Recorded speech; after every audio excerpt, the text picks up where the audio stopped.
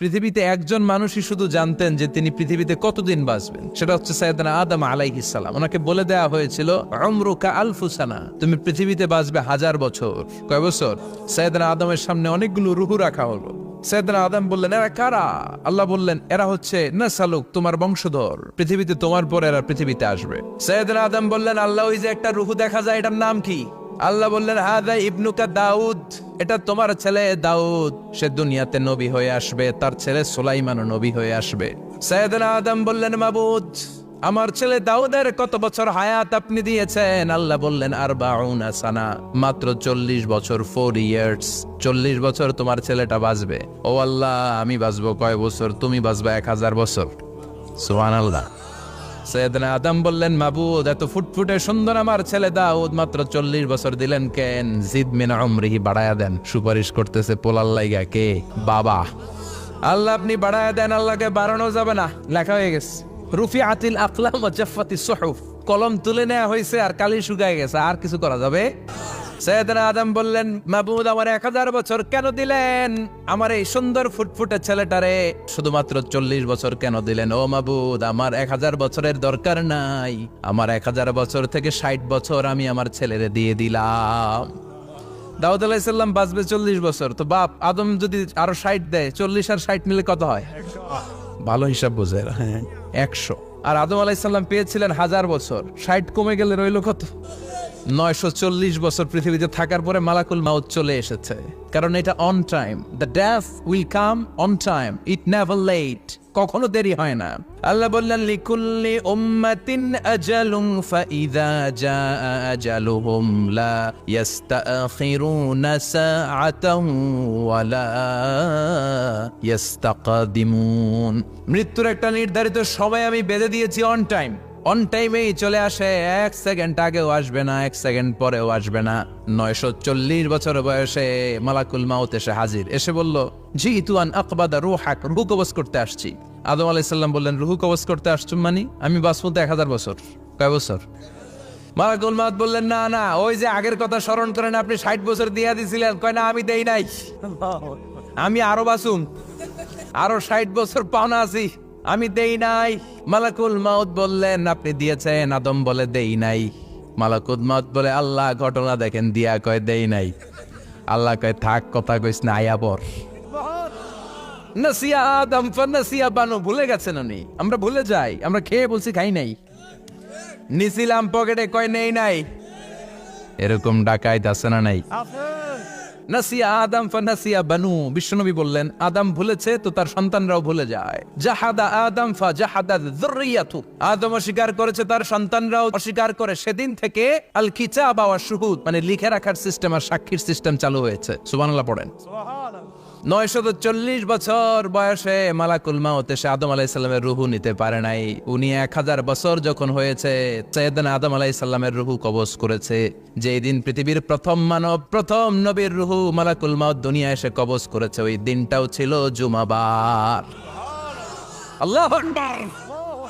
আবার বিশ্বনবী বললেন, লা তাকুমুস সাআ ইল্লা ফি ইয়াউমিল জুমআহ ইযা যুলজিলাতিল আরদু জিলজালাহা ওয়া আখরাজাতিল আরদু আসকালাহা ইযা রুজ্জাতিল আরদু রাজ্জান ওয়া বুসাতিল জিবালু বাসসা। কিয়ামতের দিন পৃথিবীটাকে একটা প্রকম্পন দিয়ে কাঁপিয়ে দিবে কে? মারাত্মক একটা ঝাঁকুনি দিবে আল্লাহ, পুরো পৃথিবীটা কেঁপে ভেঙে চুরে খান খান হয়ে যাবে। এই ঝাঁকুনি আর আর্থকোয়েক, ভূমিকম্প এর ঘটনাটা যেদিন ঘটবে, ওই দিনটাও হচ্ছে জুমার দিন। কারণ দিন নয়, ফিহি খালাকাল্লাহু আদম, এই জুমার দিনে আল্লাহ তাআলা সাইয়েদনা আদম আলাইহিস সালামকে তৈরি করেছে।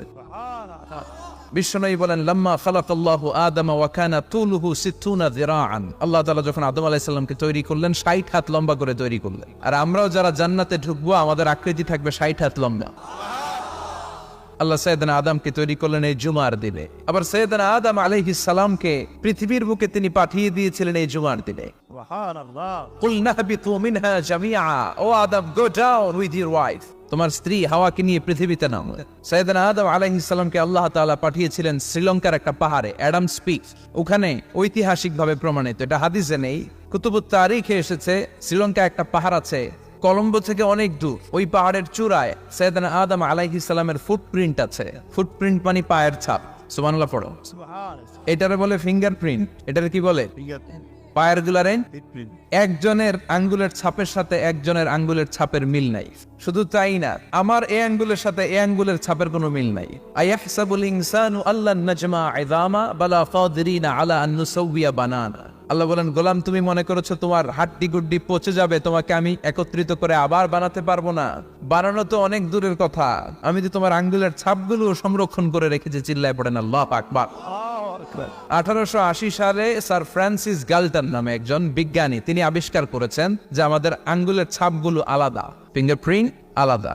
এই 10টা আঙ্গুলের একটার সাথে আরেকটার কোনো মিল নাই। এই পৃথিবীতে যদি 600 কোটি মানুষ হয় তাহলে 6000 কোটি আঙ্গুল, একটা আঙ্গুলের সাথে আরেকটা আঙ্গুলের ছাপের মিল আছে? যারা সিগনেচার দিতে পারে না এরা কি দেয়? টিপসই দেয়। সুবহানাল্লাহ। কি ম্যাজিক আল্লাহ আঙ্গুলে রেখে দিয়েছে, একটা আঙ্গুলের ছাপের সাথে আরেকটা আঙ্গুলের ছাপের মিল নাই। এখন এই বায়োমেট্রিক অথেন্টিকেশনের জন্য অনেক জায়গা দিতে হয়। ইমিগ্রেশন পাস করবেন, গিভ ইউর ফিঙ্গারপ্রিন্ট। ভিসা করবেন, Schengen visa, European visa, provide your fingerprint first. Canadian এম্বাসিতে গিয়েছিলাম, সব আঙ্গুলের আলাদা আলাদা ফিঙ্গারপ্রিন্ট রেখেছে। এখন এটা অথেন্টিকেশনের জন্য সিকিউরিটি পারপাস খুব গুরুত্বপূর্ণ, কিন্তু 1500 বছর আগে, 1880 মানে কি 200 বছর তো না, 200 বছর আগে বিজ্ঞানীরা আবিষ্কার করলো। 1500 বছর আগে সূরাতুল কিয়ামার ভিতরে ফিঙ্গারপ্রিন্টের কথা বলেছে কে? আর পায়েরটারে বলে ফুটপ্রিন্ট। এটা প্রাণীদের ক্ষেত্রে প্রযোজ্য, কারণ প্রাণীদের আঙ্গুল নাই, আছে? ওদের আছে পা। বাঘের কয় পা? 4 পা। বাঘের হাত কয়টা? হাত নাই, ওদের পা, ফলে ওদের ফুটপ্রিন্ট লাগে। সুন্দরবনে কয়টা বাঘ আছে এটার একটা হিসাব আছে। কি করে বলে, কেমন করে হিসাব করে? বাঘের কাছে যে গুনে, চেহারা তো একরকম, একটারে 3 বার গণ। কথা গণ কিভাবে গণে তাহলে? বাঘসুমারি হয় কিভাবে? ফুটপ্রিন্ট, পায়ের ছাপ। একটা বাঘের পায়ের ছাপের সাথে আরেকটা বাঘের পায়ের ছাপের কোনো মিল নাই। আবার কাবা ঘরের পাশে একটা ছোট্ট জায়গা আছে, এই জায়গার মধ্যে রব্বুল আলামিন সব নবীদের পিতা সাইয়েদনা ইব্রাহিম আলাইহিস সালামের ফুটপ্রিন্ট রেখে দিয়েছেন। ওয়াত্তাখিযু মিম মাকামি ইব্রাহিম মুসাল্লা। সাইয়েদনা ইব্রাহিমের দাঁড়ানোর জায়গায় তোমরা নামাজের জায়গা করে নাও। আল্লাহু আকবার। সাইয়েদনা ইব্রাহিম আলাইহিস সালামের পায়ের ছাপ আছে কিন্তু মাকাম ইব্রাহিম, আর সাইয়েদনা আদম আলাইহিস সালামের পায়ের ছাপ আছে অ্যাডামস পিকে, শ্রীলঙ্কার ওই পাহাড়ে। তো যেদিন আদম আলাইহিস সালামকে আল্লাহ ওখানে পাঠিয়ে দিয়েছিলেন, ওই দিনটা ছিল জুমার দিন। সুবহানাল্লাহ নাই? এরপরে সাইয়েদনা আদমকে পাঠানো হলো শ্রীলঙ্কায়, সাইয়্যিদাতুনা হাওয়া আলাইহিস সালামকে পাঠিয়ে দেয়া হলো সৌদি আরবের জেদ্দা শহরে। আরবিতে জেদ্দা বা জাদ্দা মানে দাদি, জেদ্দাতুন বা জাদ্দাতুন মানে কি? দাদি। হাওয়া আলাইহিস সালাম আমাদের সবার দাদি, ঠিক কিনা? ওনার নামে এই শহরের নাম। বছরের পর বছর সাইয়েদনা আদম আলাইহিস সালাম এবং হাওয়া আলাইহিস সালাম আল্লাহর কাছে ক্ষমা চাইলেন, আল্লাহ ভুল করে নিষিদ্ধ গাছের ফল খেয়েছি, তুমি মাফ করে দাও। আল্লাহ বললেন, আদম কয়েকটা কালিমা শিখিয়ে দেব, এই কালিমাগুলোর পরে আমার কাছে দোয়া করো, আমি কবুল করে নেব। আল্লাহু আকবার।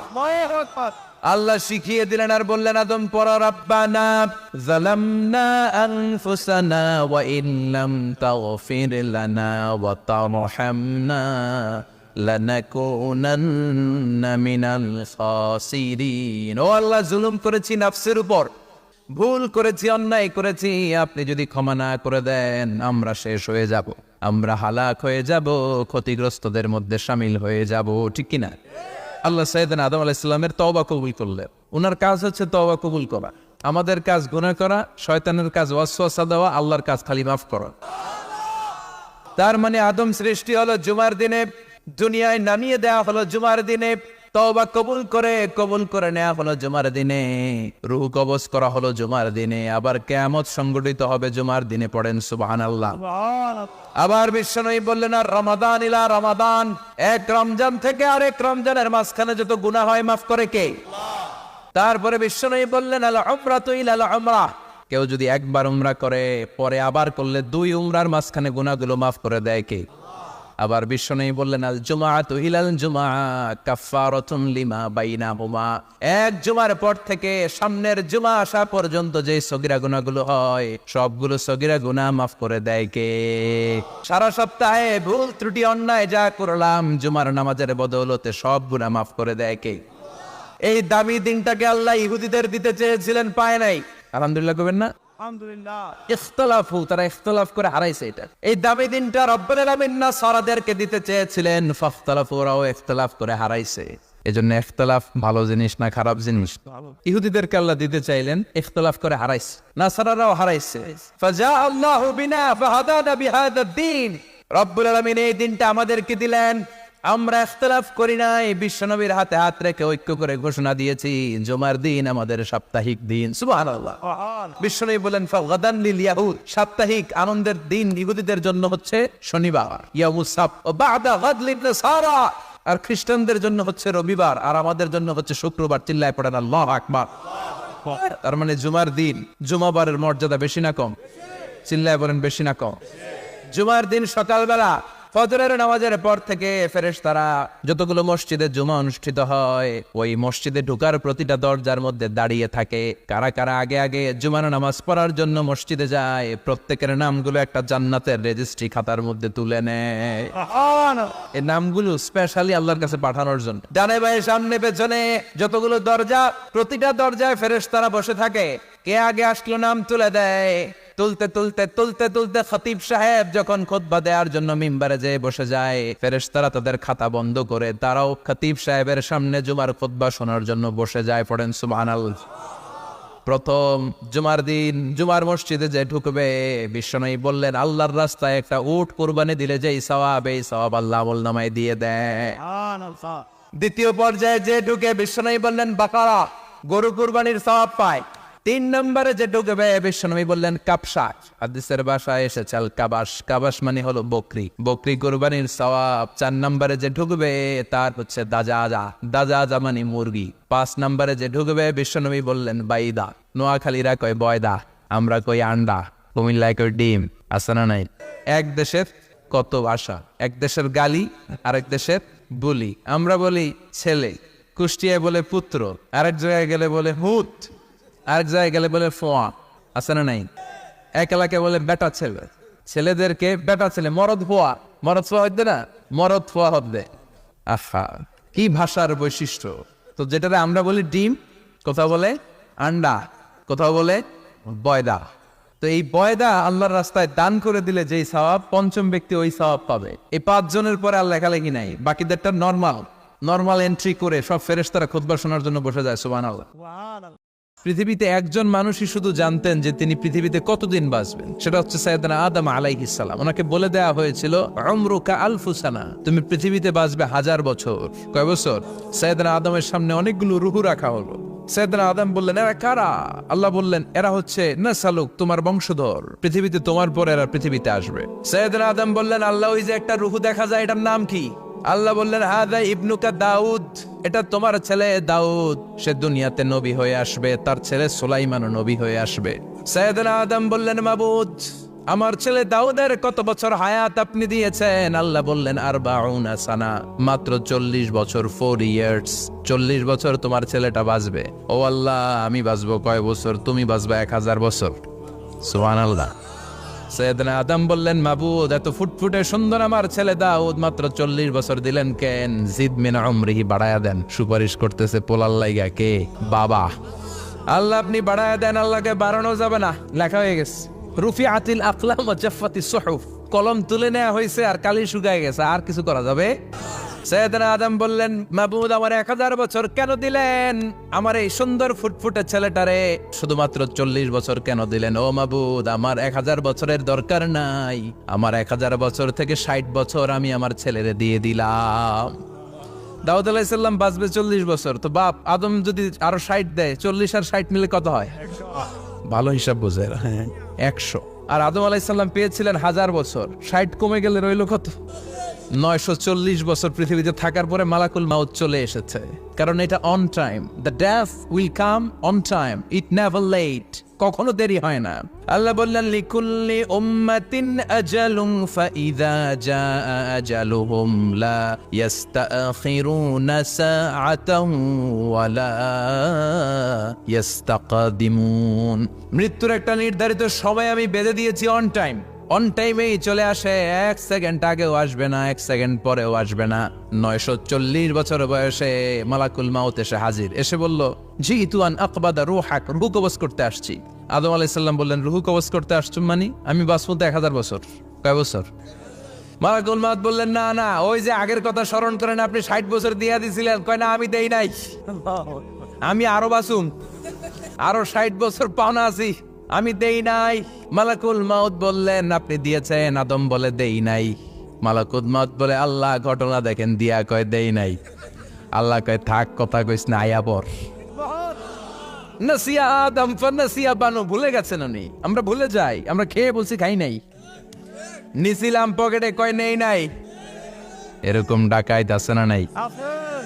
নাসিয়া আদম ফানাসিয়া বানু, বিশ্বনবী বললেন, আদম ভুলেছে তো তার সন্তানরাও ভুলে যায়। জাহাদা আদম ফা জাহাদা যুররিয়াতু, আদম অস্বীকার করেছে, তার সন্তানরাও অস্বীকার করে। সেদিন থেকে আল কিতাব ওয়া শুহুদ, মানে লিখে রাখার সিস্টেম আর সাক্ষীর সিস্টেম চালু হয়েছে। সুবহানাল্লাহ পড়েন। 940 বছর বয়সে মালাকুল মাউত এসে আদম আলাইহিস সালামের রূহ নিতে পারে নাই। উনি 1000 বছর যখন হয়েছে, সাইয়েদনা আদম আলাইহিস সালামের রূহ কবজ করেছে। যেই দিন পৃথিবীর প্রথম মানব, প্রথম নবীর রূহ মালাকুল মাউত দুনিয়া এসে কবজ করেছে, ওই দিনটাও ছিল জুমাবার।